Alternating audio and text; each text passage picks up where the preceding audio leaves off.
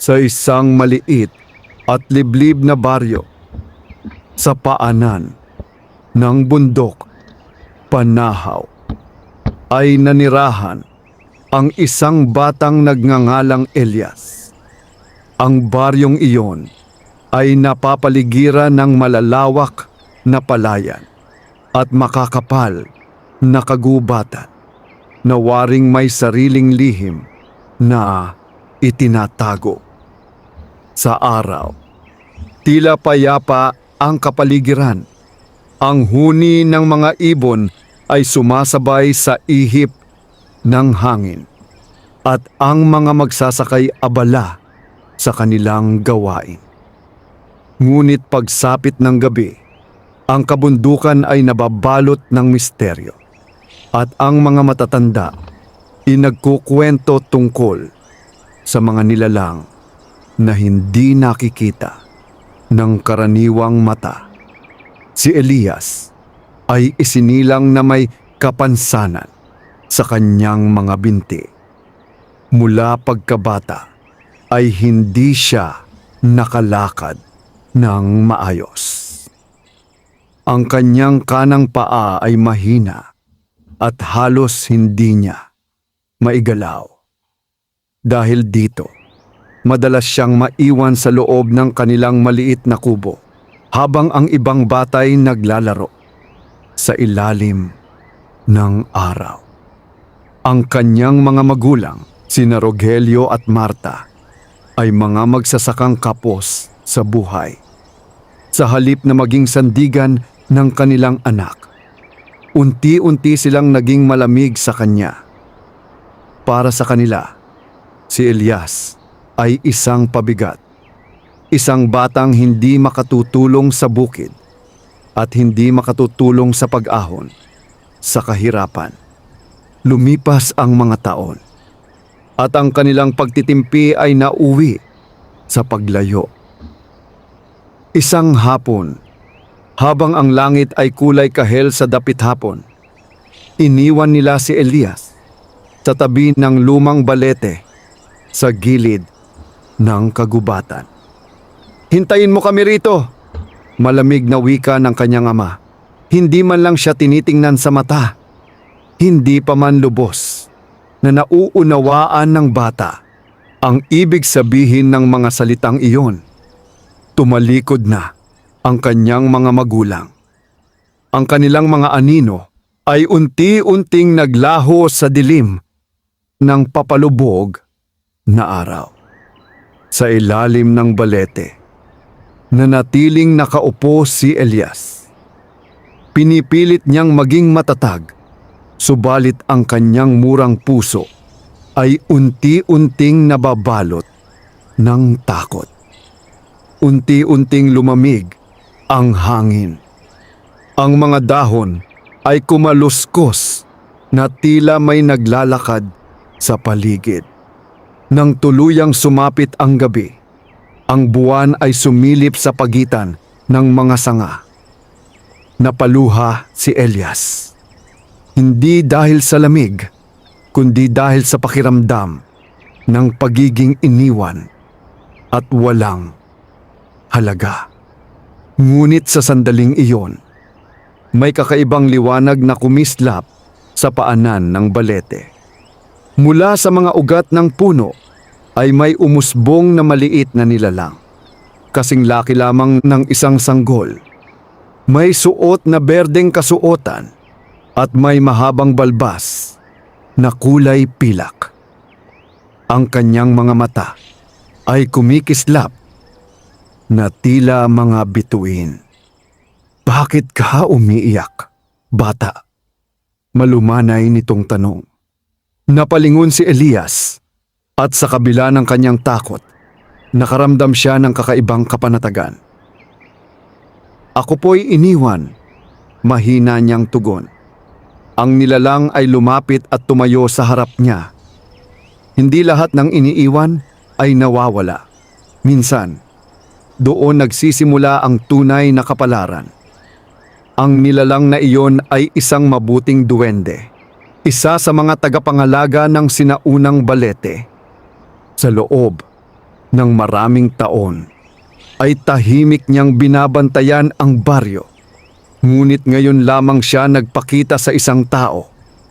Sa unang pagkakataon sa buhay ni Elias, may isang nilalang na tumingin sa kanya hindi bilang isang pabigat, kundi bilang isang batang may halaga. Kung sasama ka sa akin, wika ng duwende, ipapakita ko sa iyo ang mundong hindi nakikita ng iba. At sa ilalim ng malamlam na liwanag ng buwan, nagsimula ang kakaibang paglalakbay ng batang lumpo na minsang iniwan. Isang paglalakbay na magbabago sa kanyang kapalaran magpakailanman. Hindi agad nakapagsalita si Elias matapos marinig ang alok ng mahiwagang nilalang. Ang kanyang mga mata ay puno ng pag-aalinlangan, ngunit higit ang kanyang pagnanais na makaalis sa lamig at dilim ng gabi. Wala na siyang babalikan. Ang kanyang mga magulang ay matagal nang naglaho sa daan, at ang kubong minsan niyang tinawag na tahanan ay tila naging isang alaala na lamang. Hindi po ako makalakad ng maayos, mahina niyang wika. Wari humihingi ng paumanhin sa kanyang kalagayan. Ngumiti ang duwende. Ang kahinaan ng katawan ay hindi kahinaan ng pagkatao. Ang iyong mga paa ay maaaring mahina, ngunit ang iyong puso ay malakas. Lumapit ito at marahang hinawakan na ang lupa gamit ang maliit nitong tungkod. Biglang umilaw ang mga ugat ng balete na para bang may dumadaloy na gintong liwanag sa ilalim ng lupa. Ang hangin ay napuno ng amoy ng sariwang damo at hamog. Isara mo ang iyong mga mata, utos ng duwende. Sumunod si Elias. Sa isang iglap, naramdaman niyang tila gumaan ang kanyang katawan. Ang lamig ng lupa sa ilalim niya ay napalitan ng kakaibang init. Nang muli niyang imulat ang kanyang mga mata, hindi na siya nasa tabi ng balete. Nasa loob siya ng isang malawak na yungib na nababalutan ng mga kristal na kumikislap sa iba't ibang kulay. Ang kisame ay tila may sariling liwanag at ang lupa ay makinis na parang salamin. Sa malayo, may mga maliliit na bahay na yari sa kahoy at dahon, at may mga nilalang na kasing liit ng duwende na abala sa kani-kanilang gawain. Nasaan po tayo? Tanong ni Elias, halos hindi makapaniwala. Sa puso ng kagubatan, sagot ng duwende. Ito ang aming kaharian, isang mundong hindi nakikita ng mga taong puno ng pagdududa. Habang sila'y naglalakad, o sa kaso ni Elias, habang tila inaakay siya ng liwanag na nagbibigay lakas sa kanyang mga paa, napansin niyang unti-unting nababawasan ang sakit sa kanyang binti. Hindi pa siya ganap na nakakatayo, ngunit hindi na rin siya kasing bigat ng dati. Isang matandang duwende ang lumapit sa kanila. Ang kanyang balbas ay halos sumayad sa lupa at ang kanyang mga mata ay puno ng karunungan. Siya ba ang batang napili? Tanong nito. Oo, tugon ng duwende na nagdala kay Elias. Siya ang may pusong hindi nagalit kahit iniwan. Pinagmasdan ng matanda si Elias. Maraming bata ang nagiging mapait kapag nakaranas ng sakit. Ngunit ikaw, bata, ay pinili ang katahimikan. Iyan ang unang hakbang sa tunay na lakas. Hindi maunawaan ni Elias ang lahat ng nangyayari. ngunit dama niya ang kabutihan sa kanilang mga tinig. Dinala siya sa isang maliit na silid na yari sa ugat at kristal. Doon ay pinahiga siya sa isang banig na may kakaibang lambot. May isang batang duwende na may dalang mangkok na puno ng kumikinang na likido. "Inumin mo ito," sabi ng duwende. Nag-atubili si Elias, ngunit sa kanyang kalagayan ay wala na siyang dapat pang katakutan. Ininom niya ang likido. Sa sandaling iyon, may init na dumaloy sa kanyang mga paa. Napapikit siya sa tindi ng pakiramdam. Pagmulat niya, napansin niyang bahagya niyang naigagalaw ang kanyang kanang paa nang walang sakit. Napaluha siya, ngunit sa pagkakataong ito, hindi dahil sa kalungkutan. Hindi ito himala, paliwanag ng matandang duwende. "Ito ay simula pa lamang. Ang iyong katawan ay unti-unting lalakas, ngunit higit pa roon ang aming nais ibigay sa iyo." "Ano po iyon?" tanong ni Elias. "Isang pagkakataon, isang tahanan, at isang tungkulin. Sa kahariang iyon, hindi mahalaga kung sino ang malakas o mahina. Ang mahalaga ay ang puso." At sa unang pagkakataon, naramdaman ni Elias na siya ay kabilang. Ngunit sa ibabaw ng lupa, sa baryong kanyang pinanggalingan, may mga matang nakamasid sa balete. May mga pusong puno ng inggit at kasakiman na hindi magtatagal ay maghahanap sa batang iniwan.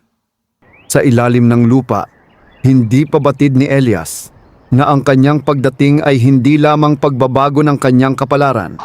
Ito rin ay simula ng isang mas malaking laban na magtatakda sa hinaharap ng parehong mundo.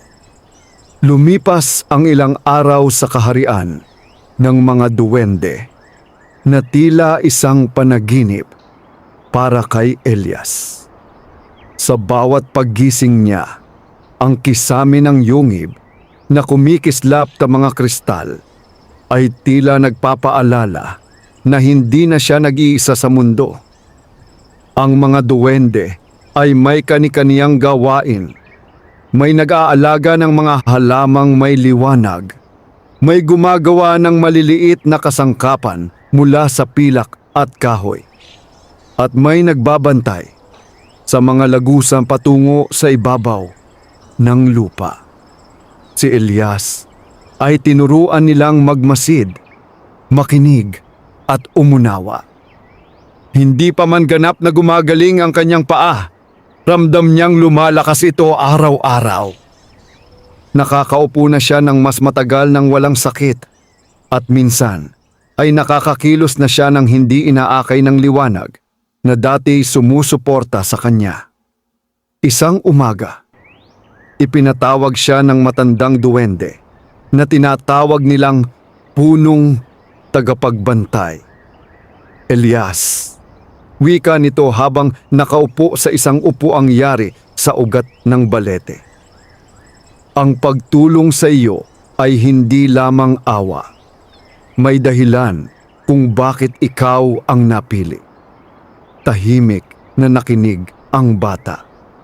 "May isang sagradong bukal sa loob ng aming kaharian," patuloy ng matanda. "Ito ang pinagmumulan ng lakas ng aming lupain. Ngunit nitong mga nakaraang gabi, nararamdaman naming humihina ang daloy nito." "May masama po bang nangyayari?" tanong ni Elias. "May presensyang hindi namin ganap na maaninag. Isang anino na dumarating sa oras ng katahimikan." Nagkatinginan ang mga duwende sa paligid. Ramdam ni Elias ang bigat ng kanilang mga tinig. "Bakit po ninyo ako tinatawag?" tanong niya. May bahagyang pag-aalinlangan. "Dahil ang aninong iyon ay hindi ganap na mula sa aming mundo," sagot ng punong tagapagbantay. "Ito'y may kaugnayan sa ibabaw, sa mga taong may pusong nababalot ng galit at kasakiman. Napatungo si Elias. Naalala niya ang huling sandali kasama ang kanyang mga magulang, ang lamig sa tinig ng kanyang ama, ang pag-iwas ng kanyang ina sa kanyang tingin. Ang unang pagsubok mo, wika ng matanda, ay samahan ang aming tagapagbantay sa bukal ngayong gabi. Hindi ka namin inuutusang lumaban. Ang nais namin ay makita mo at maramdaman kung ano ang nagbabanta sa aming mundo. Sa gabing iyon, hinakay siya ng duwending unang nagpakita sa kanya papunta sa sagradong bukal.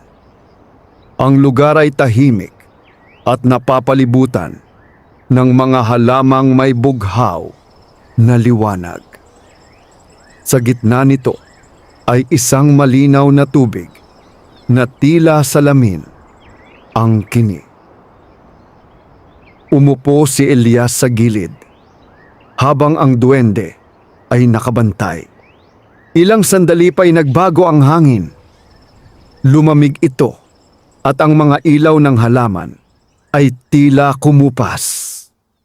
Sa ibabaw ng tubig, may unti-unting umusbong na maitim na ulap, isang aninong gumagalaw na parang may sariling buhay.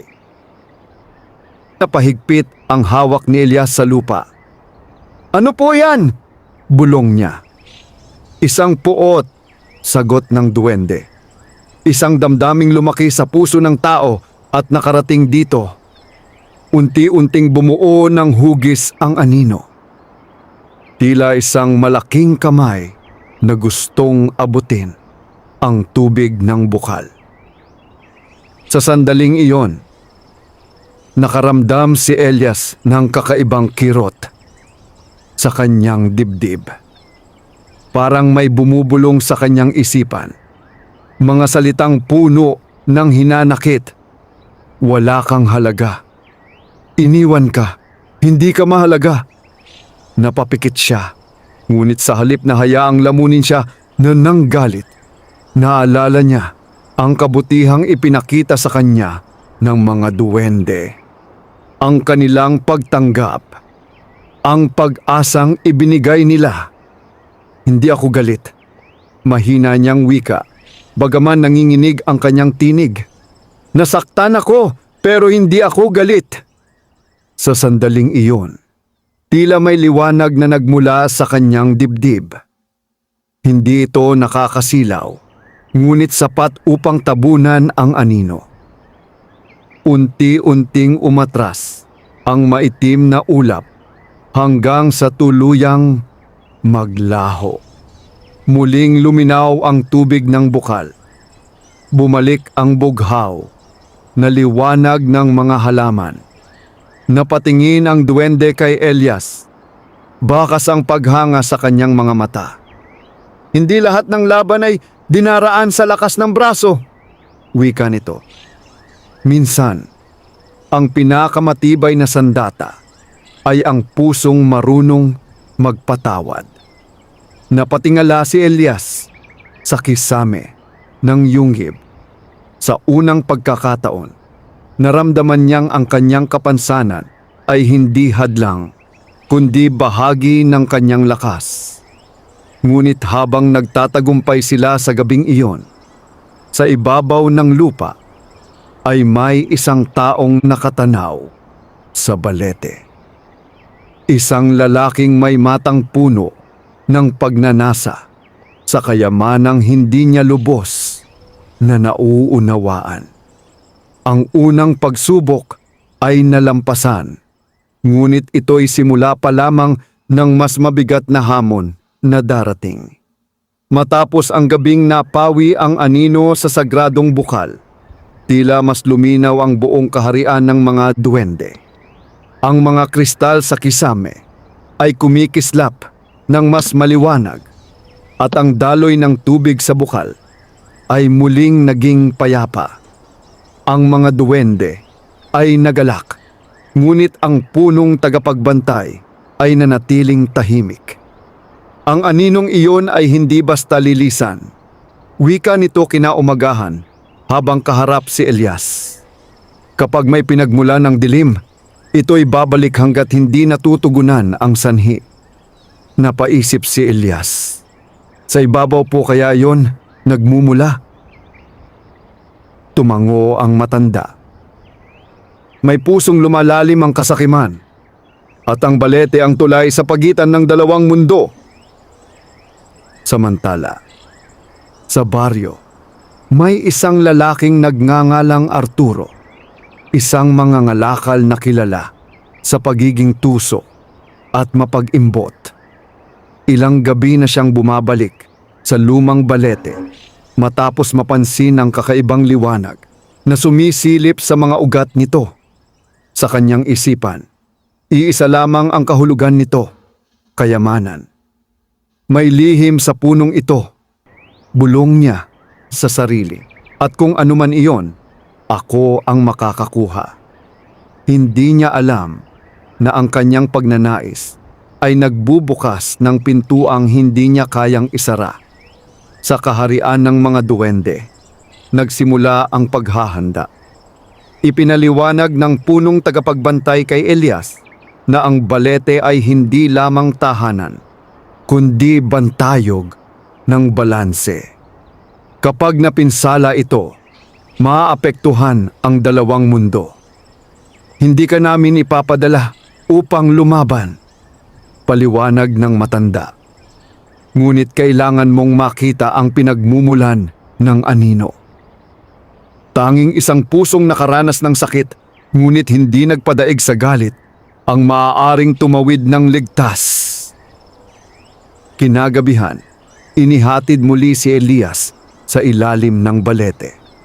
Ngunit sa pagkakataong ito, hindi siya ibinaba sa kaharian. Sa halip, iniangat siya ng liwanag patungo sa ibabaw. Nakita niya ang baryo sa dilim, ang mga kubo, ang mga palayan, at ang kanyang dating tahanan sa malayo. May kirot sa kanyang dibdib, ngunit hindi na ito kasing bigat ng dati.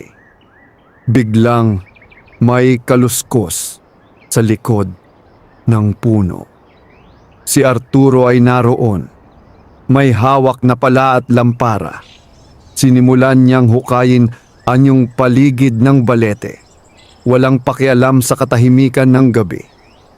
Lalabas din ang ginto, mariin niyang sabi. Sa bawat paghampas ng pala sa lupa, naramdaman ni Elias ang pagyanig sa ilalim ng kanyang mga paa. Sa kailaliman, ang mga duwende ay nagkakagulo. Ang mga kristal ay kumikislap ng pabugso-bugso at ang tubig sa bukal ay muling kumulimlim. Napahawak si Elias sa puno. "Itigil mo!" bulong niya, ngunit hindi siya narinig. Muli niyang naramdaman ang mga bulong ng anino, ngunit ngayon hindi ito nakatuon sa kanya. Ito'y lumalakas sa bawat hampas ng kasakiman. Sa halip na magalit, pumikit si Elias at ipinatong ang kanyang kamay sa balat ng balete. Inalala niya ang unang gabing siya'y tinulungan. Inalala niya ang init ng pagtanggap. Ang puno ay hindi kayamanan, mahina, ngunit matatag niyang wika. Ito'y tahanan. Sa sandaling iyon, may malakas na ihip ng hangin na umikot sa paligid ng balete. Namatay ang lampara ni Arturo. Napaatras siya, natakot sa biglaang dilim. Mula sa mga ugat ay may umusbong na mahinang liwanag. Hindi nakakatakot, kundi babala. Napahinto si Arturo.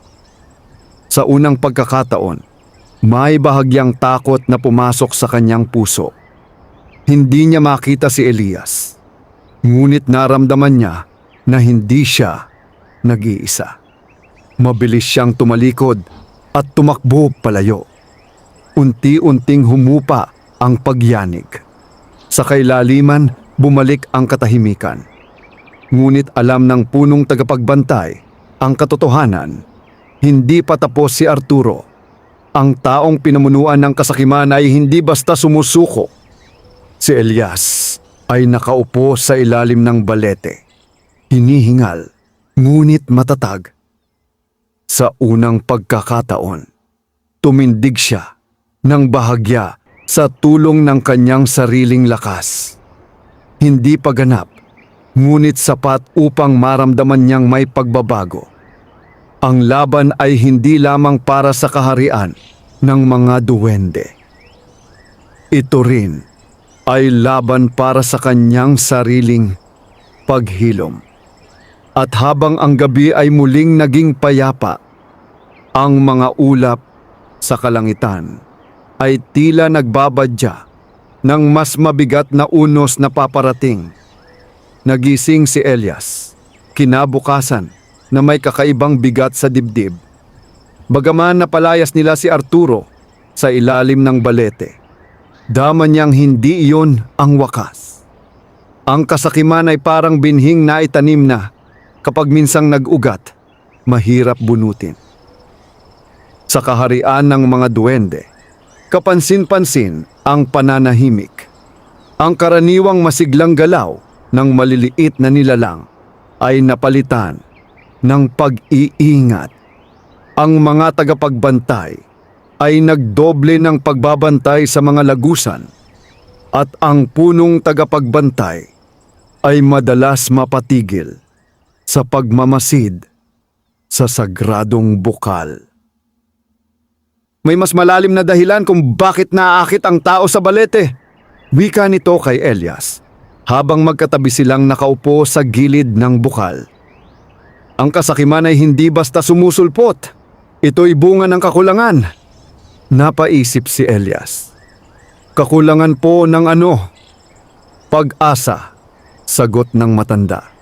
O kaya'y pag-ibig. Minsan, ang taong naghahanap ng ginto ay hindi kayamanan ang tunay na hinahanap, kundi ang punan ang isang sugat. Ang mga salita ay tumimo sa puso ni Elias. Naalala niya ang kanyang ama, ang pagod na anyo nito sa bukid, ang pagkadismaya sa bawat bagsak ng ani. Naalala niya ang kanyang ina na tahimik na umiiyak tuwing gabi kapag kulang ang kanilang pagkain. Hindi niya ipinagtatanggol ang kanilang ginawa, ngunit sa unang pagkakataon, naisip niyang maaaring may mga sugat din silang hindi niya nakita. May magagawa pa po ba? Tanong niya. Tumingin sa kanya ang punong tagapagbantay. May isang bagay na kailangan mong harapin, Elias. Ang sugat ng iyong nakaraan. Hindi niya agad naunawaan ang ibig sabihin, ngunit ng gabing iyon, dinala siya ng duwendeng unang nagpakita sa kanya sa isang silid na hindi pa niya napapasok. Sa gitna nito ay isang malinaw na bato, kasing taas ng kanyang baywang, na tila salamin ang kinis. Ito ang bato ng alaala, paliwanag ng duwende. Ipinapakita nito ang katotohanang hindi natin kayang aminin sa ating sarili. Nang ilapit ni Elias ang kanyang kamay sa bato, unti-unting lumitaw ang larawan ng kanyang kabataan. Nakita niya ang sarili, nakaupo sa labas ng kubo. Pinapanood ang ibang bata na tumatakbo. Narinig niya ang bulungan ng mga kapitbahay. Nakita niya ang pagtalikod ng kanyang ama sa tuwing hindi siya makatulong sa bukid. Sumikip ang kanyang dibdib. Pagkaraan, nagbago ang larawan. Nakita niya ang kanyang ina, nakaupo sa gilid ng kama. Hawak ang kanyang mga paa habang tahimik na umiiyak. Narinig niya yung mga salitang hindi niya narinig noon. Patawarin mo kami, anak, bulong nito sa alaala. Hindi namin alam kung paano ka tutulungan. Napaluha si Elias. Hindi niya alam na may mga sandaling ganoon ang kanyang ina. Ang alaala ay hindi niya nasaksihan noon. Marahil ay ipinakita ito ng bato upang makita niya ang kabuuan. Nararamdaman mo ba ang galit? Tanong ng duwende. Umiling si Elias. Nasasaktan po ako, pero naiintindihan ko na. Sa sandaling iyon, ang bato ay kumislap ng maliwanag. Ang sakit na matagal niyang kinikimkim ay tila unti-unting natunaw. Hindi na ito mabigat, kundi bahagi ng kanyang paglalakbay. Sa ibabaw ng lupa, si Arturo ay hindi nakatulog. Ang takot na naramdaman niya sa ilalim ng balete ay napalitan ng mas matinding pagnanais. Para sa kanya, ang liwanag ay patunay na may kayamanang nakatago. Kung hindi sa paghuhukay, bulong niya sa sarili, sa ibang paraan ko makukuha. At sa isip niyang puno ng pagnanasa, nagsimulang mabuo ang isang mas mapanganib na balak. Sa kaharian ng mga duwende, natapos ang pagsubok ni Elias sa bato ng alaala. Nang lumabas siya ng silid, ang kanyang tindig ay mas tuwid kaysa dati. Bahagya na niyang naiaangat ang kanyang sarili nang walang tulong. Hindi pa ganap ang kanyang paggaling, ngunit malinaw ang pagbabago sa kanyang mga mata. Hindi na ang batang iniwan, kundi isang batang unti-unting nakauunawa. Ang tunay na lakas, wika ng punong tagapagbantay, ay hindi lamang ang pagharap sa kaaway, kundi ang paghilom ng sariling sugat. Ngunit habang si Elias ay natutong magpatawad, ang isang pusong puno ng kasakiman ay naghahanda ng mas madilim na hakbang. Isang hakbang na maaaring magbukas ng pintuang hindi na kayang isara ng alinmang mundo. Ilang araw ang lumipas na tila payapa ang lahat. Ngunit ang katahimikan ay may kakaibang bigat. Sa kaharian ng mga duwende, mas naging mahigpit ang pagbabantay sa mga lagusan.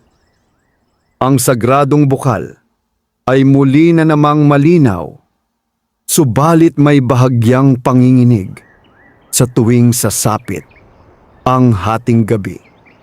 Si Elias ay patuloy na lumalakas. Sa tulong ng mahiwagang likido at ng liwanag ng kaharian, kayanan niyang tumayo ng ilang sandali nang hindi inaalalayan. Ang bawat hakbang, bagaman mabagal at may pag-iingat, ay tagumpay na hindi niya naranasan noon. Isang gabi, habang siya ay nagpapahinga sa gilid ng bukal, biglang nagdilim ang paligid. Ang mga kristal sa kisame ay kumislap ng pabugso-bugso. Narinig niya ang malayong pagyanig, mas malakas kaysa dati. May nangyayari sa ibabaw, sabi ng duwendeng kasama niya. Sa isang iglap, binuksan ng punong tagapagbantay ang lagusan patungo sa balete. Mula roon ay sumingaw ang amoy ng usok. Nanlaki ang mga mata ni Elias. Sunog. Sa baryo, si Arturo ay nagtipon ng ilang kalalakihang kapos sa pera at puno ng pag-asa sa mabilisang yaman. Ikinuwento niya ang liwanag sa ilalim ng balete at ang posibilidad ng nakatagong kayamanan upang hindi sila hadlangan ng sinuman, tao man o hindi. Nagsindi sila ng apoy sa paligid ng puno. Balak itong paabutin sa ugat upang piliting ilantad ang lihim. Lumalaki ang apoy at ang matandang balete ay nababalutan ng usok. Sa kailaliman, ang kaharian ng mga duwende ay nagsimulang manginig. Ang sagradong bukal ay nag-alon at ang mga ilaw ng halaman ay kumupa. Kapag nasira ang balete, mariing sabi ng punong tagapagbantay, maglalaho ang tulay ng aming mundo. Naramdaman ni Elias ang kirot sa kanyang dibdib, hindi dahil sa takot, kundi sa pangambang mawala ang tanging tahanang tumanggap sa kanya. Ano po ang magagawa ko? Tanong niya, halos pabulong. Tumingin sa kanya ang matandang duwende. Ikaw ang nagbuklod sa aming lakas at sa lakas ng ibabaw. Kung may makapagpapatigil sa apoy, ikaw iyon. Hindi siya sundalo, hindi siya malakas. Ngunit may isang bagay na taglay niya na wala ang mga taong nagsindi ng apoy. Isang pusong marunong umunawa. Sa tulong ng liwanag, iniangat siyang muli sa ibabaw ng lupa. Ang gabi ay nababalot ng usok at ang apoy ay sumasayaw sa paligid ng puno. Naroon si Arturo at ang kanyang mga kasamahan, abala sa paghahagis ng tuyong kahoy. Hindi ito kayamanan! Sigaw ni Elias. Kahit nanginginig ang kanyang tinig, napalingon ang mga lalaki.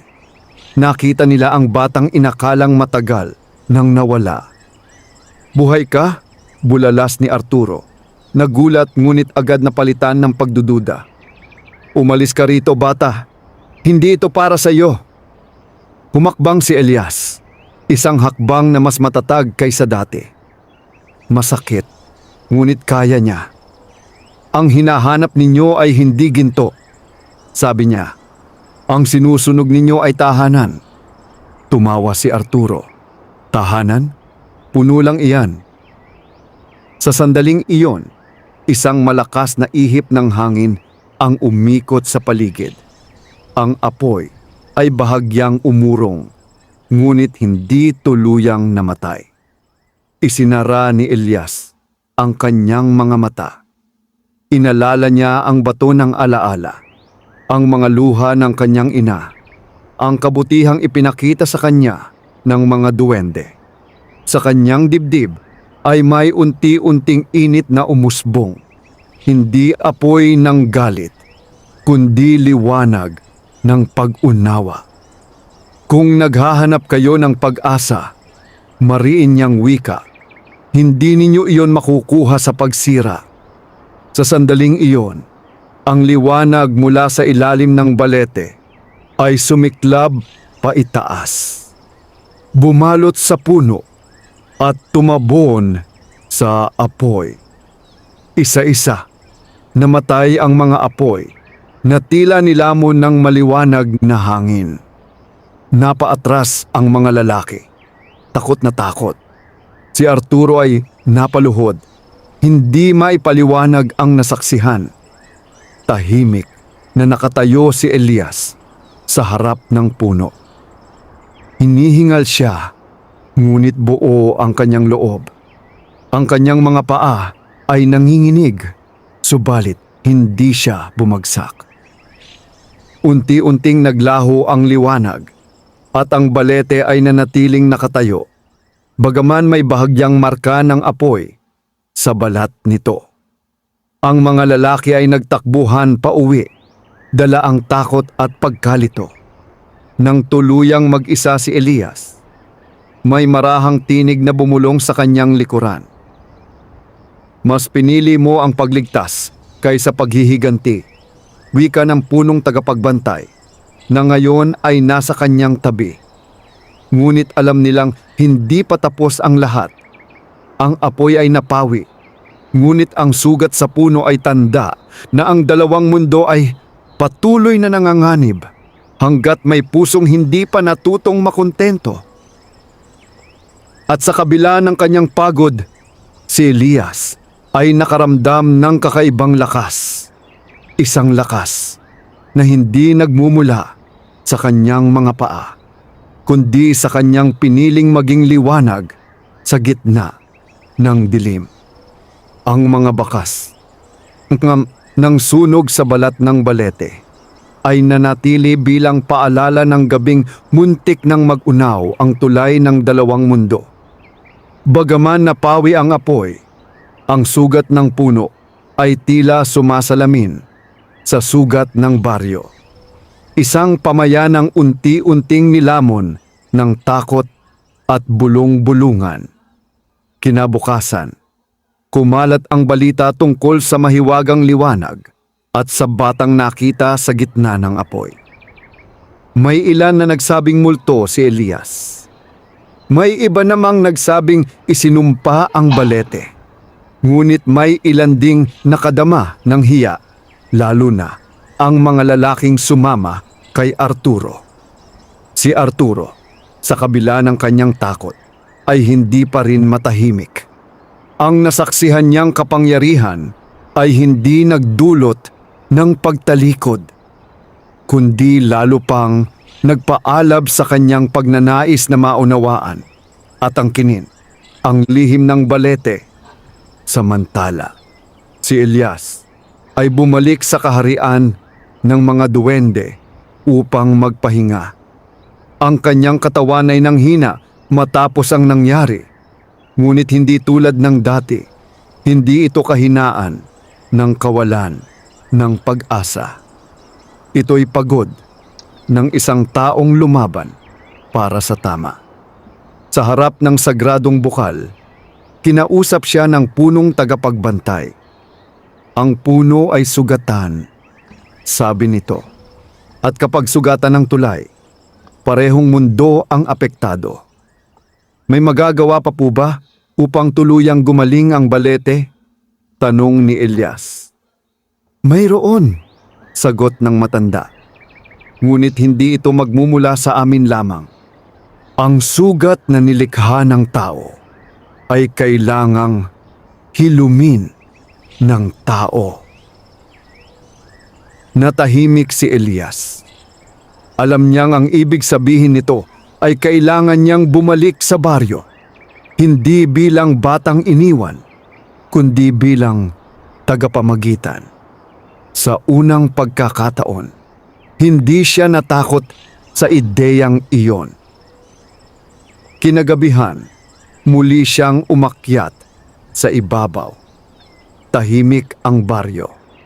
Ang buwan ay maliwanag at ang hangin ay malamig ngunit payapa. Lumapit siya sa kanilang dating kubo. Nakita niya ang kanyang ina sa labas, nakaupo at nakatungo. Ang kanyang ama ay wala sa paningin, marahil ay nasa loob. Nag-alinlangan si Elias, ngunit lumapit pa rin.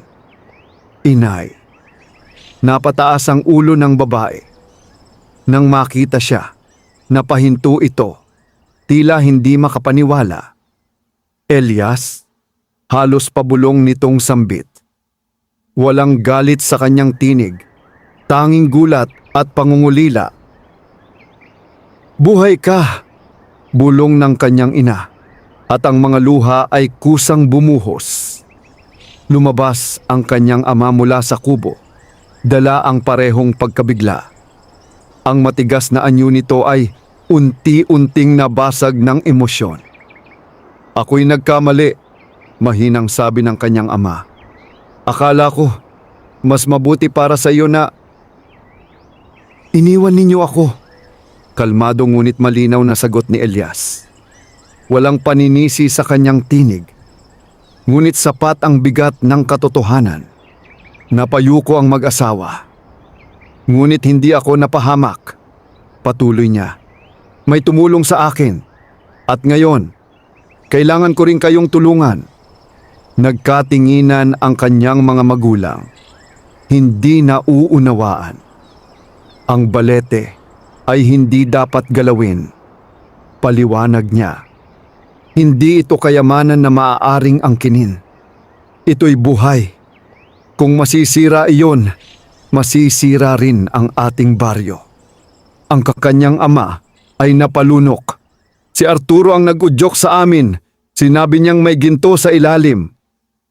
Ang ginto ay hindi maghihilom ng sugat. Sagot ni Elias.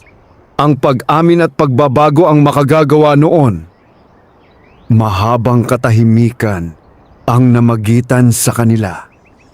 Sa wakas, ang kanyang ama ay lumuhod sa harap niya. Isang kilos na hindi niya kailanman inasahan. Patawarin mo kami, anak. Ang salitang iyon ang matagal niyang hinintay, hindi upang maghiganti, kundi upang tuluyang gumaan ang kanyang puso. Lumapit ang kanyang ina at marahang hinawakan ang kanyang mga kamay. Kung may pagkakataon pa, itatama namin ang aming pagkukulang. Tumango si Elias. May pagkakataon pa, ngunit kailangan ninyong tulungan akong pigilan si Arturo. Sa sandaling iyon, isang bagong lakas ang nabuo, hindi lamang sa pagitan ng mag-ama, kundi sa pagitan ng dalawang mundong kailangang magtulungan. Sa kaharian ng mga duwende, naramdaman ng punong tagapagbantay ang pagbabagong iyon. Ang tubig sa sagradong bukal ay muling luminaw at ang sugat ng balete ay bahagyang naghilom. Ngunit sa kabilang dulo ng baryo, si Arturo ay tahimik na nakatanaw sa kanilang kubo. Nakita niya ang pagbabalik ni Elias at sa kanyang puso, ang kasakiman ay napalitan ng isang mas mapanganib na damdamin, ang takot na mawalan ng kontrol. At kapag ang taong sakim ay nakadama ng takot, mas nagiging desperado ang kanyang mga hakbang. Ang pagbabalik ni Elias sa kanilang kubo ay naging simula ng pagbabago sa kanyang pamilya. Sa unang pagkakataon, matapos ang maraming taon, nag-usap sila ng walang sigawan at paninisi. Ang kanyang ama ay tahimik na nakinig habang ipinaliliwanag ni Elias ang tungkol sa balete, hindi ang buong lihim ng kaharian, kundi sapat upang maunawaan na may higit pa sa nakikita ang mundo. Hindi natin kailangang maging mayaman agad, sabi ni Elias. Ang kailangan natin ay maging tama. Ang mga salitang iyon ay tila mabigat para sa kanyang ama, ngunit tumimo ito. Ang takot na kanyang naramdaman noong gabing nagliyab ang balete ay sapat upang mabasag ang kanyang pagnanais na sumunod pa kay Arturo. Kinabukasan, kumalat sa baryo ang balita na si Elias ay buhay at nakabalik. Marami ang nagulat, may ilan ang nahihiya, at may iba na hindi pa rin naniniwala sa mga kwento ng liwanag at apoy. Ngunit si Arturo ay hindi tumigil. Sa gitna ng baryo, tinipon niya ang ilan pang kalalakihan. Ang batang iyon ay may alam, mariin niyang sabi. Kung may kapangyarihan sa balete, mas lalo nating dapat itong makuha.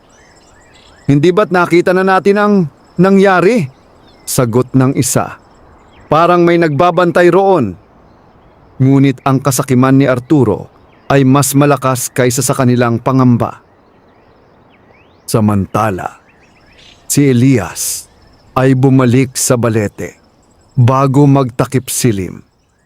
Sa ilalim ng puno, naramdaman niya ang bahagyang panginginig.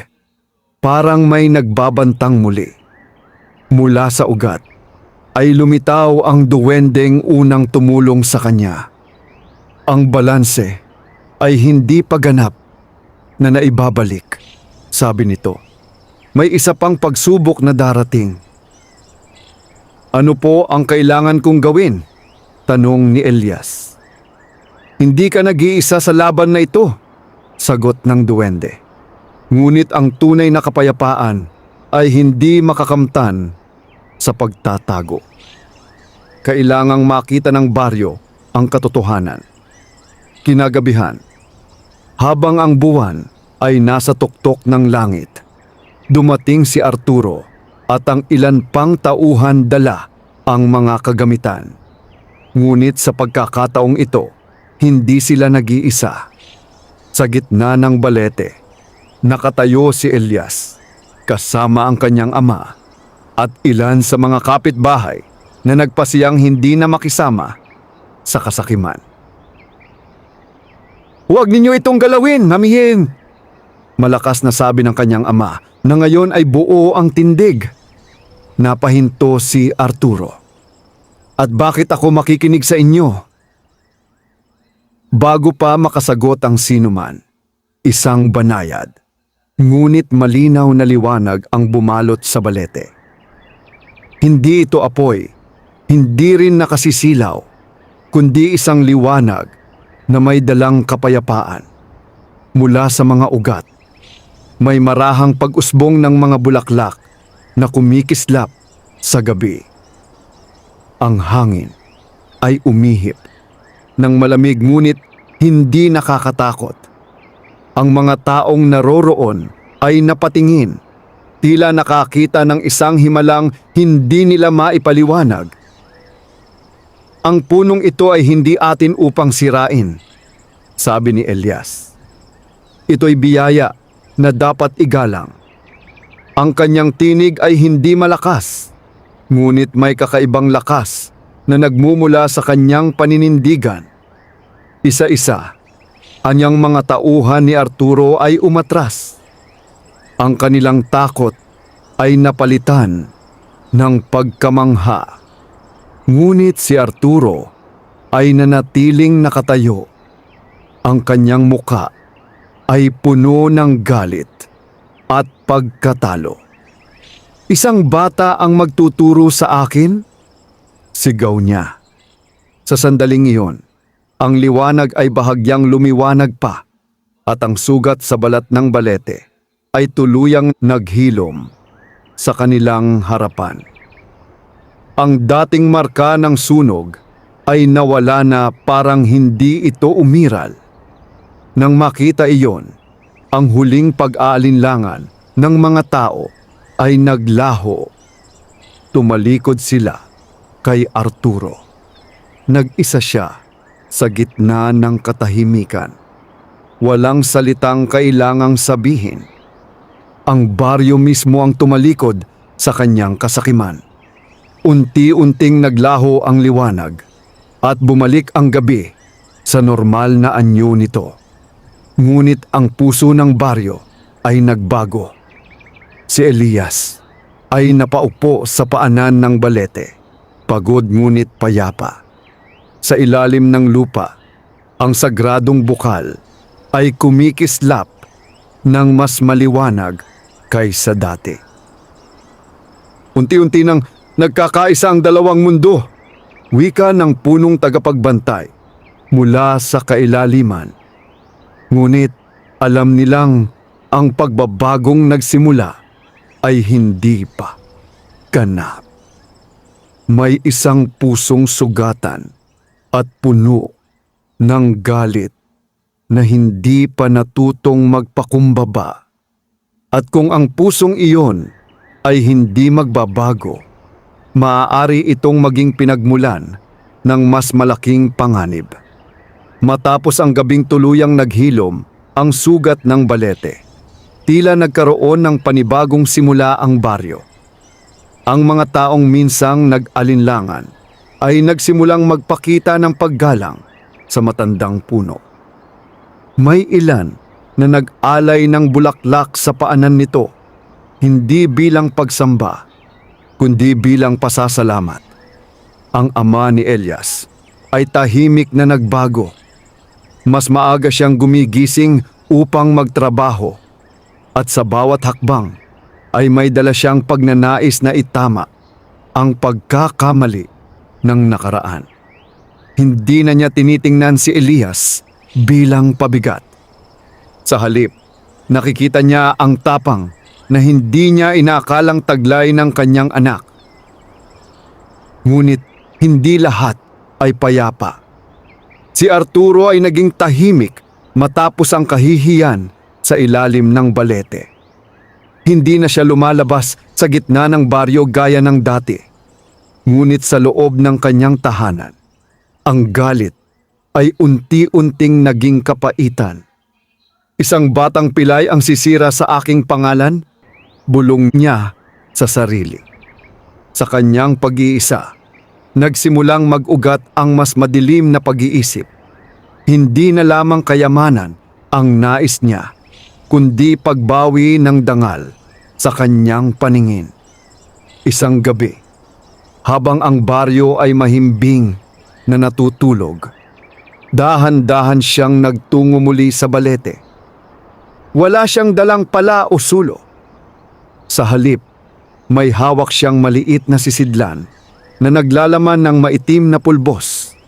Isang bagay na ipinagpalit niya sa isang estrangherong nagdaan sa baryo ilang araw ang nakalipas. Sinabi ng estranghero na ito raw ay may kakayahang pumatay ng anumang ugat kapag inihalo sa lupa. Lumuhod si Arturo at ibinuhos ang pulbos sa paanan ng puno. Sa sandaling iyon, tila nagdilim ang paligid. Ang hangin ay tumigil. Ang mga dahon ng balete ay bahagyang nanginig. Sa kailaliman, biglang kumulimlim ang sagradong bukal. Ang liwanag ng mga kristal ay nagkulay abo. Naramdaman ng mga duwende ang pagpasok ng lason. Ang kasakiman ay naging paghihiganti, wika ng punong tagapagbantay. Nagising si Elias sa kanyang higaan sa kaharian. Tila may malamig na kamay na humawak sa kanyang dibdib. Agad siyang nagtungo sa bukal at nakita ang pag-itim ng tubig. Si Arturo, bulong niya. Hindi na siya naghintay. Sa kabila ng panghihina, pinilit niyang umakyat sa ibabaw. Pagdating niya sa balete, nakita niya si Arturo na nakatayo, pinagmamasdan ng puno na tila naghihintay ng epekto ng kanyang ginawa. "Ano ang ginawa mo?" sigaw ni Elias. Napalingon ng lalaki, hindi nagulat. "Tinapos ko lang ang dapat nang matapos." Biglang nagbitak ang lupa sa paanan ng balete. Isang mahinang pagyanig ang umalingaw-ngaw sa buong paligid. Napaatras si Arturo, ngunit huli na. Mula sa ugat ng puno ay umusbong ang isang makapal na usok na maitim. Hindi ito apoy, kundi anino. Ang parehong aninong minsang sumubok lamunin ang sagradong bukal.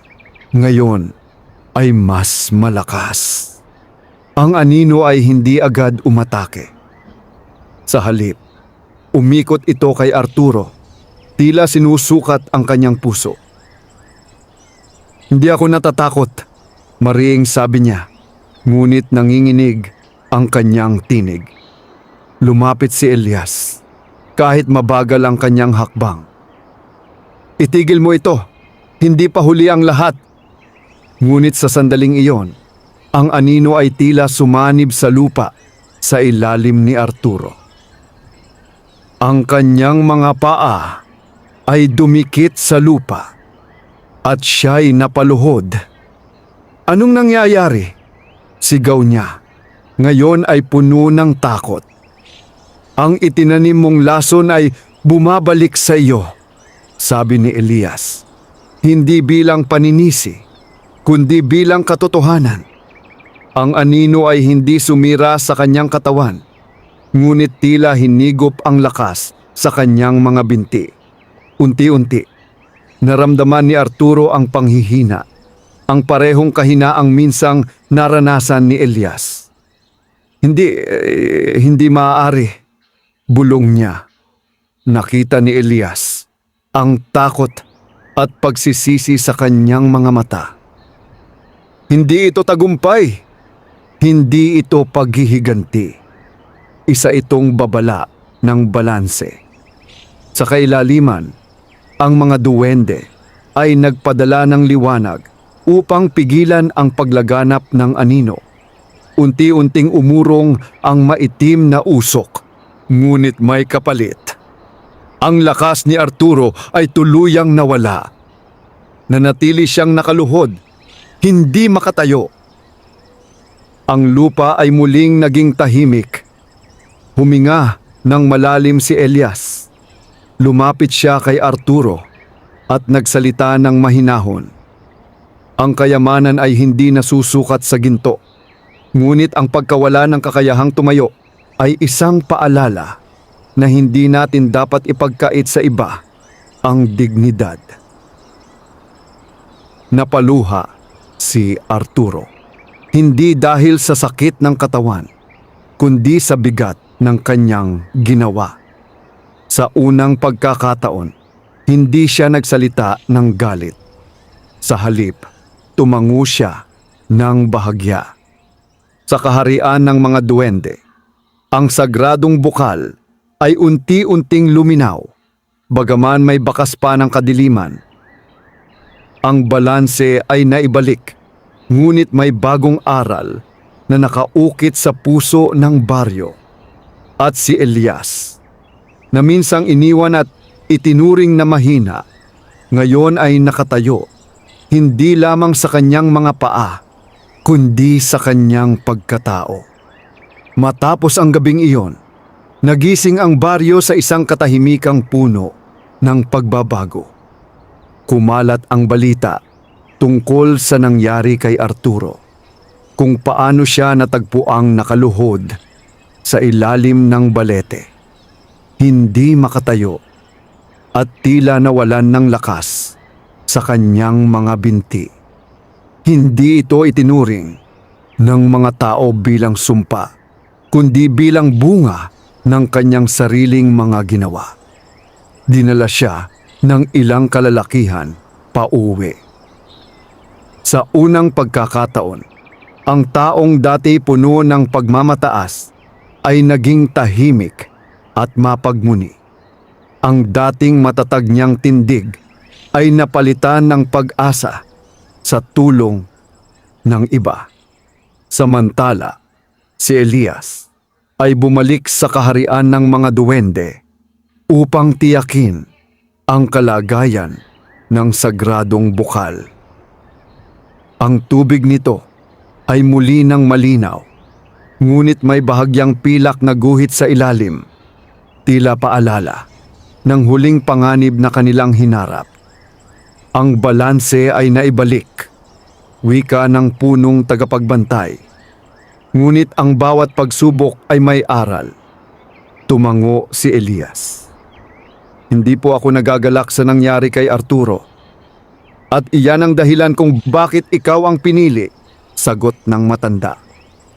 Ang pusong hindi natutuwa sa pagbagsak ng iba ang tunay na mayaman. Sa mga sumunod na araw, nagsimulang magtulungan ang mga tao sa baryo. Ang balete ay hindi na kinatatakutan, kundi iginagalang. Wala nang nagtangkang hukayin ito. Sa halip, naging simbolo ito ng pagkakaisa. Ang ama ni Elias ay humingi ng tawad sa harap ng ilang kapitbahay. Inamin niya ang kanyang pagkakamali at nangakong hindi na muling magpapadala sa tukso ng madaling yaman. Ang kanyang pag-amin ay naging daan upang ang iba ay maging tapat din sa kanilang mga pagkukulang. Isang hapon, bumisita si Elias kay Arturo.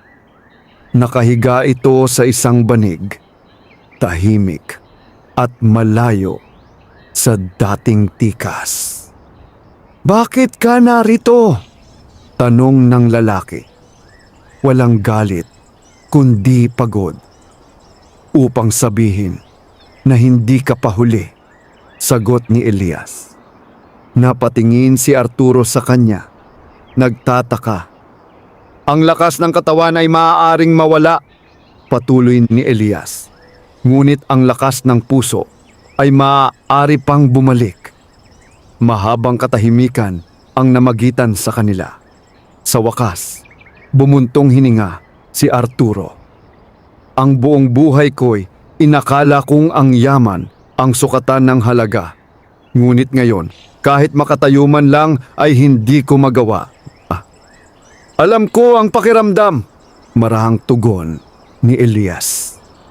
Sa unang pagkakataon, nagkita ang kanilang mga mata hindi bilang magkaaway, kundi bilang dalawang taong parehong nakaranas ng kahinaan. Lumipas ang mga buwan. Unti-unting lumakas ang mga binti ni Elias hanggang sa kaya na niyang maglakad ng halos walang hirap. Hindi man ito ganap na perpekto, sapat ito upang makasabay siya sa gawain, sa bukid at sa baryo. Ngunit higit pa sa kanyang pisikal na paggaling ang tunay na pagbabago. Ang kanyang pangalan ay hindi na binabanggit ng may awa kundi may paggalang. Sa kaharian ng mga duwende, ang kanyang pagbisita ay hindi na kasing dalas ng dati. Hindi dahil sa paglayo, kundi dahil alam niyang ang dalawang mundo ay natutong mamuhay ng may balanse. Isang gabi, sa ilalim ng maliwanag na buwan, muling nagpakita ang duwendeng unang tumulong sa kanya. Ang iyong paglalakbay ay hindi lamang tungkol sa pagyaman, sabi nito. Alam ko po, ngiti ni Elias. Ang tunay na kayamanan ay ang pusong marunong magpatawad at tumulong. Tumango ang duwende. At iyan ang kayamanang hindi mananakaw ni numan. Sa paanan ng balete, tumayo si Elias. Isang batang minsang iniwan, ngayoy naging tulay ng dalawang mundo. Ang kanyang mga magulang ay nasa kanyang tabi. Ang baryo ay mas payapa kaysa dati. At maging si Arturo, bagaman hindi naganap na nakakatayo, ay natutong mamuhay ng may kababaang loob. Ang kwento ng batang lumpo na tinulungan at pinayaman ng mabuting duwende ay hindi lamang kwento ng himala, kundi kwento ng pagbabago na ang tunay na yaman ay hindi ginto o pilak, kundi ang kakayahang magpatawad, magbago at magmahal.